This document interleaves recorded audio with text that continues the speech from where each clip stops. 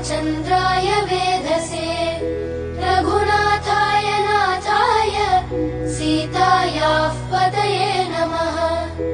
श्रीराम राम रघुनन्दन राम राम श्रीराम राम भरताग्रज राम राम श्रीराम राम रणकर्कश राम राम श्रीराम राम शरणं भव राम राम।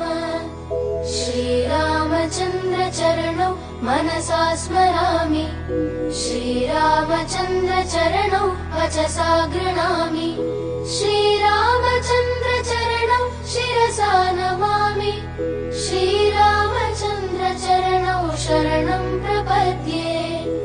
माता रामो मत्पिता रामचन्द्रः स्वामी रामो